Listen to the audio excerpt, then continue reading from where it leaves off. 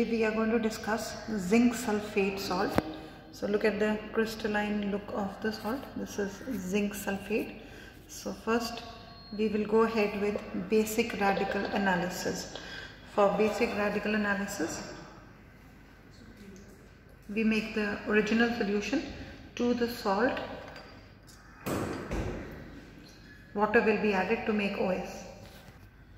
Shake to make original solution. This is salt plus water, and we are making the original solution. This is the original solution. To this, dilute HCl is added. Dilute HCl.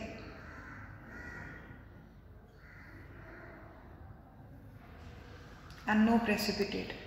No precipitate, indicating absence of group 1, that is absence of lead ion. So now we will divide this solution into two. Divide solution into two.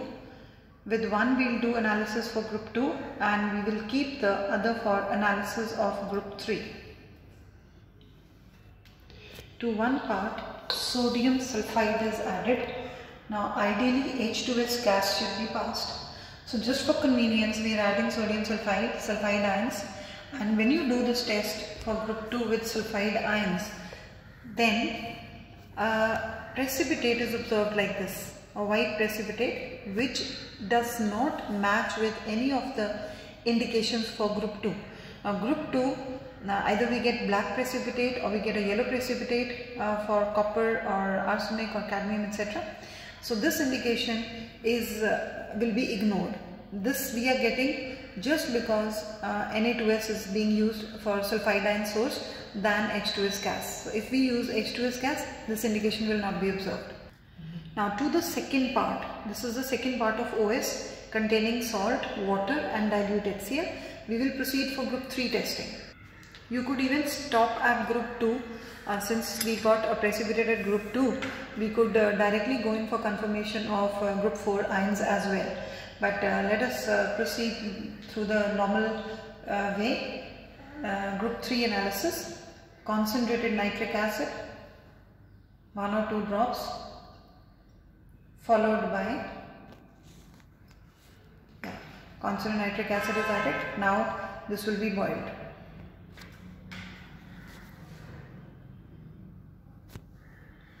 While boiling, hold the test tube with your thumb and finger only from the top and give discontinuous heat.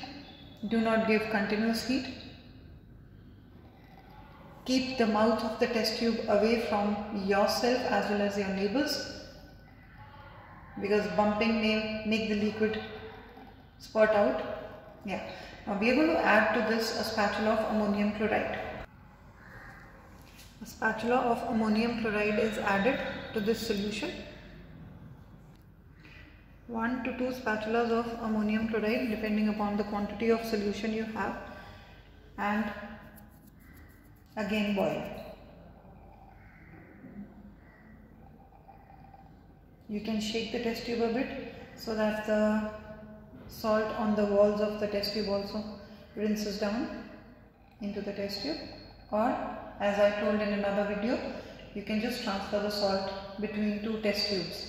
The solution between 2 test tubes, that's like mixing the entire container. After the boiling is done,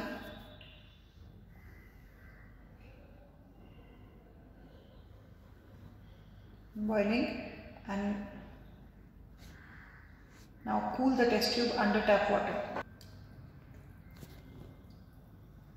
Cool the test tube under tap water, and then we will add ammonium hydroxide in excess to test for group 3.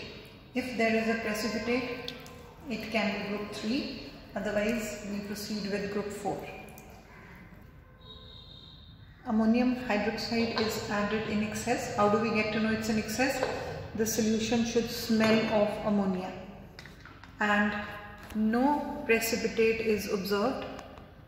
So we assume group 3 is absent. Now this solution is divided into 2 parts. One for analysis of group 4 and another for group 5. In case group 4 comes out to be absent, we proceed with group 5. Now though we already have an idea, it should be group 4 because we got a precipitate with sodium sulfide while doing analysis of group 2. So to this, sodium sulfide will be added again.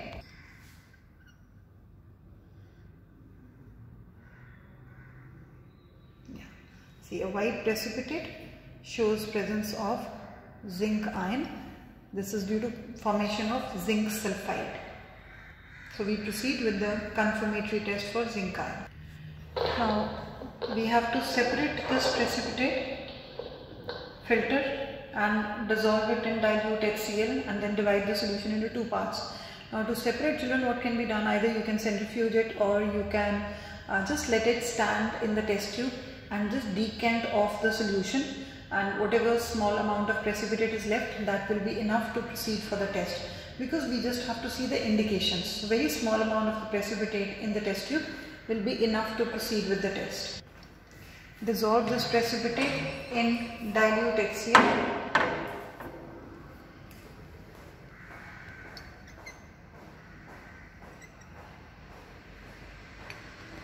Divide this solution into 2 parts for doing 2 confirmatory tests.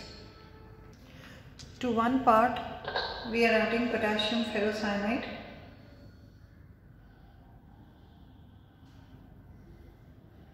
Yeah, so you can see bluish white precipitate indicates zinc ion. We are adding sodium hydroxide to the other part.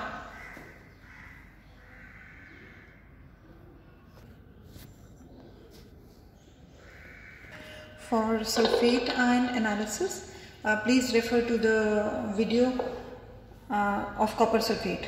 The copper sulfate second group analysis, sulfate ion is discussed there.